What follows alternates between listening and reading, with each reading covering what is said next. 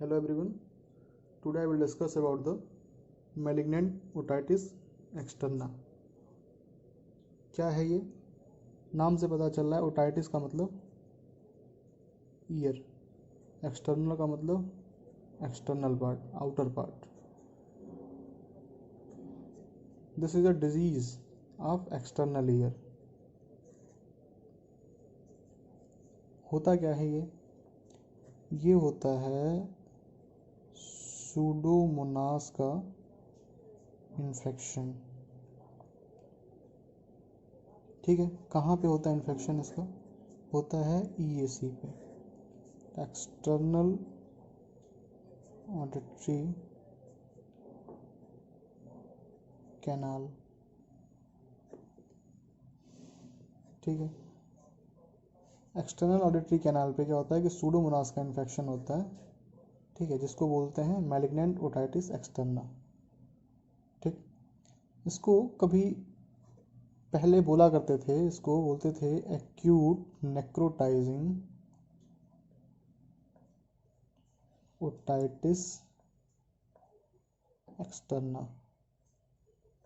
ठीक है, इसका नाम पहले ये था, बट फिलहाल अभी ये नाम यूज़ नहीं होता है.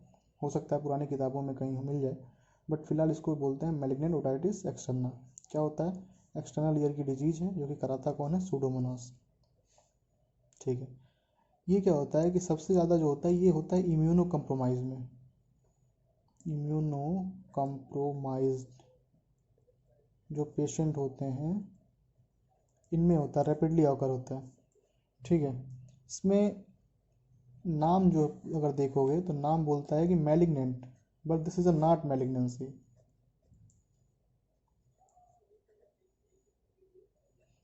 क्यों? क्योंकि इसका जो माइटोटिक फिगर है, mitotic figure is not so high, is not so high. मतलब डिवीज़न जो होता है सूडोमोनास का डिजीज काजिंग का, वो जो है बहुत तेज़ नहीं है. बट अगर मोर्टेलिटी रेट की इसकी बात करते हैं, मोर्टेलिटी रेट की अगर बात करें तो मोर्टेलिटी रेट इसका 25% है. ठीक है, बट फिर भी इसको मैलिग्नेंट की कैटेगरी में नहीं रखते हैं. तो ये तो रहा होता क्या है, किसके द्वारा होता है और कहाँ पे होता है. ठीक है, एक्सटर्नल ईयर में ईएसी प्रेजेंट होती है, वहाँ पे आपका ये सूडोमोनास का इन्फेक्शन होता है. ये रही बात. अब बात करते हैं क्लिनिकल फीचर की. पेशेंट कैसे प्रेजेंट करेगा आपके पास? पेशेंट आता है, बोलता है साहब बहुत दर्द हो रहा है कान में, मतलब पेन, सीवियर पेन. दूसरा बोलता है कि साहब कान से जो है हमारे कुछ हरा हरा सा पानी जैसा कुछ गिर रहा है. तो क्या होता है कि greenish blackish discharge from EAC. Green ही क्यों हो रहा है? क्योंकि ये सूडोमोनास इन्फेक्शन करा रहा है. सूडोमोनास हमेशा आपको ग्रीन कलर प्रोवाइड कराएगा. ठीक है, तो greenish blackish discharge from the EAC. क्या क्या सिम्टम क्लिनिकल फीचर में क्या क्या आता है कि भाई पेन बहुत ज़्यादा हो रहा है हमें, और दूसरा क्या हो रहा है कि कुछ कान से ग्रीन कलर का पानी जैसा कुछ गिर रहा है. ठीक है, तो इसकी डायग्नोसिस हमें ले जाती है किसकी तरफ? मैलिग्नेंट ओटाइटिस एक्सटर्ना की तरफ. अच्छा, प्रॉब्लम क्या होती है इसमें? सबसे पहले प्रॉब्लम क्या होती है? प्रॉब्लम ये होती है ना कि जैसे जो सूडोमोनास है, सूडोमोनास ये क्या किया कि एक्सटर्नल ऑडिटरी कैनाल को इन्फेक्ट किया. क्या किया? इन्फेक्ट किया. अब ये इन्फेक्शन जो है वो रीच कर जाता है कहाँ पे? Base of skull bone. कहाँ पे पहुंचा? Base of the skull bone. और उस बेस पे पहुंच के क्या किया? उस स्कल बोन की ऑस्टियोमाइलाइटिस करा दिया. मेन दिक्कत यहाँ से हो गई. क्या हुआ कि एक्सटर्नल ऑडिटरी कैनाल पे पहुंचा, उसके बेस पे पहुंचा, बेस पे को क्या किया? इन्फेक्ट किया. इन्फेक्ट कराने के बाद क्या करा कि उसकी ऑस्टियोमाइलाइटिस हो गई बोन की. ठीक है, ये तो रही किसकी बात? स्कल की, स्कल के बेस की बात. ठीक है, बेस की बात. अगर मान लो होल बोन इन्वॉल्व हो गई तो क्या कराता है? ये कराता है मल्टीपल नर्व पैल्सी. पैल्सी। ठीक है, अगर ये तो बेस पे अगर सिर्फ काम करा, अपना काम करा ये इसने, तो क्या करा, ऑस्टियोमाइलाइटिस करा दिया। अगर होल बोन इन्वॉल्वमेंट हो गई तो फिर क्या हो गया कि मल्टीपल नर्व पैल्सी हो गई। इसमें मोस्ट कॉमनली जो नर्व इन्वॉल्व होती है ना वो फेशियल नर्व होती है। फेशियल नर्व, ये कौन सी नर्व होती है, सेवेंथ वाली, सेवेंथ क्रेनियल नर्व है। ठीक है, तो जिसके नाते क्या होता है कि फेशियल पैल्सी हो जाती है।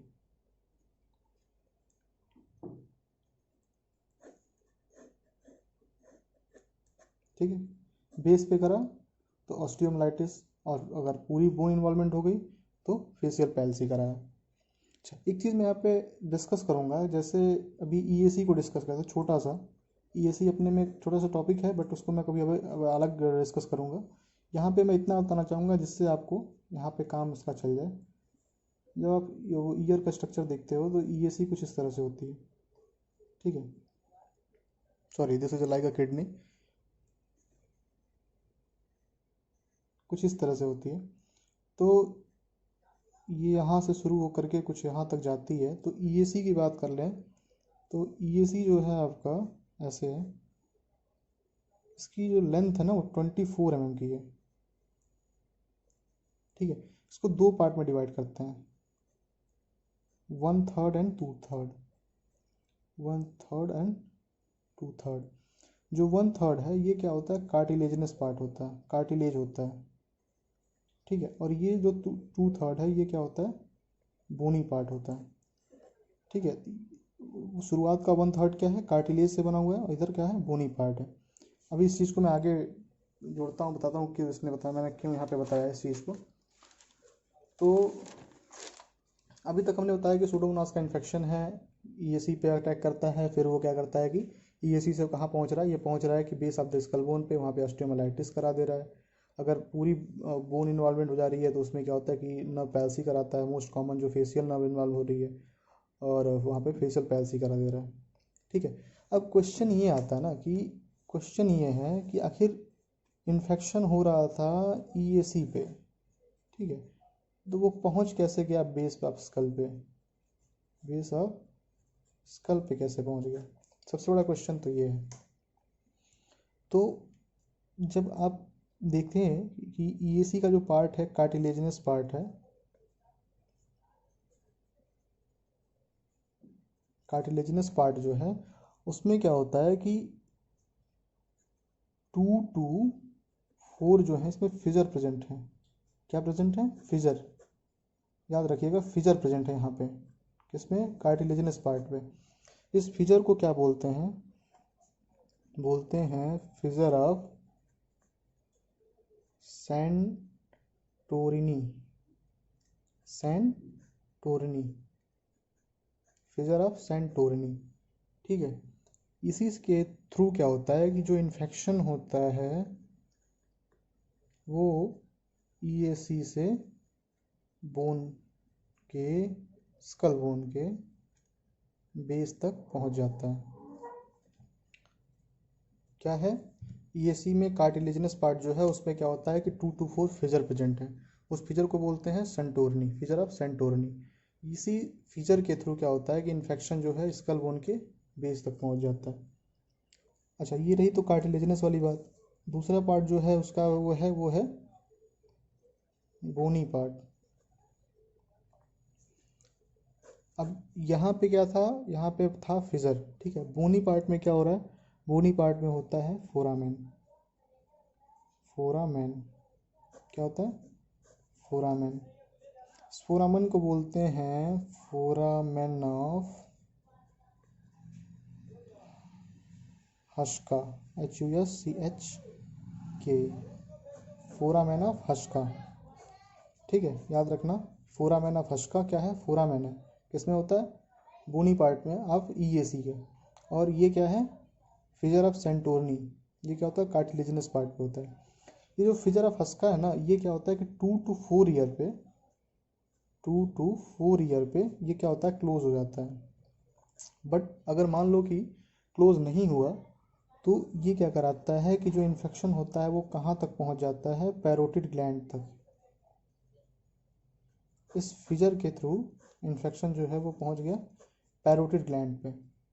ठीक है, ये पहुंचाता है स्कल पे के बेस पे, स्कल के बेस पे, मतलब यहाँ से शुरू हुआ तो अगर फिजर है तो ऊपर गया स्कल के बेस पे, और ये अगर फोरामेन है तो पैरोटिड पे। ठीक है, तो ये हो गया पैरोटिड ग्लैंड का इन्फेक्शन करा दिया, कौन, फिजर ऑफ हस्का। तो ये तो रही पूरी डिजीज़, होता क्या है, कैसे होता है, कहाँ कहाँ होता है। ठीक है, अब हम बात करते हैं इसके इन्वेस्टिगेशन की, इन्वेस्टिगेशन की। तो इन्वेस्टिगेशन में सबसे पहली चीज़ जो हम कराते हैं वो कराते हैं बोन स्कैन। इसका नाम होता है TC99M, बोन स्कैन कराते हैं। इसका नाम क्या है, TC99M। ये क्या होता है कि ये होता है, सबसे ज़्यादा इसको यूज़ करते हैं क्योंकि ये diagnostic investigation, sorry diagnostic investigating invest क्या होता है, डायग्नोस्टिक इन्वेस्टिगेशन ऑफ चॉइस। कौन होता है, bone scan. Diagnostic investigation of choice किसको बोलेंगे, बोन स्कैन को। अच्छा, ये करा लिया। अब हम में पता चला कि देखिए भैया कि ये इनको इन्फेक्शन हो चुका है सूडोमोनास का, तो इन्हें हम ट्रीटमेंट पार्ट में अगर जाते हैं तो ट्रीटमेंट में इन्हें हम देते हैं एंटीबायोटिक्स। क्या देंगे, एंटीबायोटिक्स। अब वो भी एंटीबायोटिक्स कैसी होनी चाहिए, ये होनी चाहिए स्पेशल टाइप की, special anti pseudomonal IV antibiotics. Pseudomonas के देना था एंटी सूडोमोनल, ठीक है, IV एंटीबायोटिक्स। अब इसमें कौन कौन सी एंटीबायोटिक आती है, इसमें सबसे पहली आती है आपकी थर्ड जनरेशन में सिफेलोस्पोरिन, सिफेलोस्पोरिन। इसमें क्या क्या देंगे सिफेलोस्पोरिन में, सेफ्टाजिडीन, ठीक है। दूसरी क्या देंगे इसमें, सीफोपैराजोन, साथ में साल्वेक्टम। ये आ गई आपकी थर्ड जनरेशन सिफेलोस्पोरिन हो गई, ठीक है। तीसरी ड्रग क्या देंगे इसमें, तीसरी ड्रग हम देंगे इसमें पिप्रासिलीन, पेनिसिलिन ग्रुप की पिप्रासिलीन प्लस टैजोवेक्टम, ठीक है। उसके बाद चौथी जो ड्रग इसमें देते हैं, यूज कर सकते हैं, वो है कार्बेपीनियम ग्रुप की ड्रग। अब कार्बेपीनियम ग्रुप में कौन कौन सी ड्रग आती है, इसमें आती है आपकी इम्पेनियम, या फिर इम्पेनियम आ जाती है, और भी हैं जैसे आपका मेनोपेनियम भी आ जाती है इसी में, NEUM, ठीक है। तो क्या क्या दे दिया, सेफ्टाजिडीन दे दिया, और या सिफोपैराजोन या साल्वेक्टम एक साथ दे दिया, तो ये हो गया आपकी थर्ड जनरेशन सिफेलोस्पोरिन हो गई। उसके बाद क्या कि पिप्रासिलीन टेजोवेक्टम दे दिया, टेजोवेक्टम, या फिर कार्बेपीनियम ग्रुप की ड्रग दे दी। तो ये जो है हम देते हैं इसमें ट्रीटमेंट के लिए। अभी फ़िलहाल जो है इसमें क्या करते हैं कि जो ट्रीटमेंट है इसमें एटलीस्ट जो है, एटलीस्ट 2 एंटीबायोटिक देना बहुत ज़रूरी है, 2 एंटीबायोटिक्स देना मोस्ट इम्पॉर्टेंट है। इसमें क्या होना चाहिए ना कि सिप्रोफ्लॉक्सासिन जो है, सिप्रोफ्लॉक्सासिन, इसको तो कंपलसरी देना ही देना है। कोई भी आप 2 ड्रग दे सकते हैं, कोई भी एंटीबायोटिक्स आप दे सकते हैं, तो लेकिन साथ में आपको क्या करना है कि IV चलाना है सिप्रोफ्लॉक्सासिन, ठीक है। और अदर जो ड्रग है वो आपका कहाँ से दे सकते हैं, आपको जो आपने वो नया ग्रुप पढ़ा कार्बेपीनियम ग्रुप की ड्रग चला सकते हैं, ठीक है। मतलब हम क्या चला रहे हैं इसमें, क्या क्या चला रहे हैं, here we give 2 antibiotics plus IV ciprofloxacin। ठीक है, ये चलेगी कब तक? 6 मंथ के लिए। कब तक के लिए? 6 मंथ के लिए, मतलब 42 डेज। 6 मंथ चला है। उसके बाद क्या हो रहा है कि आफ्टर 6 मंथ हम क्या करेंगे? चेक करेंगे क्या? ESR। क्या चेक करेंगे? ESR। अगर ESR जो है, इरेथ्रोसाइट सेगमेंटेशन रेट जो है आपका डिक्रीज करता है, इसका मतलब जो है आपका पेशेंट है वो पेशेंट इज इम्प्रूविंग। पेशेंट क्या कर रहा है? इम्प्रूव कर रहा है। अगर इम्प्रूव करेगा तो हम क्या करेंगे कि नाउ डिस्चार्ज। बट कंडीशन क्या है? डिस्चार्ज करने के बाद भी उसे ओनली सिप्रोफ्लॉक्सासिन जो है देनी ही देनी है। नॉर्मल जो लोगों में देते हैं वो क्या देते हैं? 500 mg बीडी चलती है, ठीक है। बट यहाँ पे हम उसे 1000 mg बीडी देंगे, ठीक। ये पूछा जाता है शायद, यहाँ पे इसको नोट कर लेना कि इसमें देते हैं 1000 mg बीडी। इंपॉर्टेंट चीज़ है, ठीक है। इसके बाद दूसरा चीज़ हम क्या कराते हैं, इसमें स्पेसिफिक टेस्ट कराते हैं। ये अभी तो ऊपर हमने कराया सारे के सारे डायग्नोस्टिक टेस्ट है, अब स्पेसिफिक टेस्ट कराते हैं प्रोग्नोसिस के लिए। स्पेसिफिक टेस्ट, इसका क्या नाम है? इसका नाम है गैलियम स्कैन, जिसको बोलते हैं हम GA67। उसको क्या बोल रहे थे? TC99, और इसको बोलते हैं GA67। ये क्या है? प्रोग्नोस्टिक टेस्ट है। प्रोग्नोस्टिक टेस्ट है, प्रोग्नोस्टिक टेस्ट ऑफ चॉइस। अब अगर इसमें करते क्या है, पता कैसे करते हैं? इसमें क्या होता है ना कि जो गैलियम होता है, गैलियम इज एब्जॉर्ब्ड बाय किसके द्वारा? ल्यूकोसाइट, ठीक है। हेंस WBC जो होगी वो क्या होगी? बढ़ी हुई मिलेगी, ठीक है। जो ब्लड का टेस्ट कराते हैं WBC जो होती है हमेशा बढ़ी हुई मिलती है। तो ये रहा, उसमें 2 टेस्ट करते हैं, एक डायग्नोस्टिक टेस्ट करते हैं और एक स्पेसिफिक टेस्ट करते हैं। स्पेसिफिक टेस्ट जो होता है आपका वो प्रोग्नोसिस के लिए कराते हैं। इसमें गैलियम 67 है, उसमें TC99 है। तो ओवरऑल ये रहा आपका पूरा डिस्क्रिप्शन किसका? मैलिग्नेंट ओटाइटिस एक्सटर्ना का। ओके।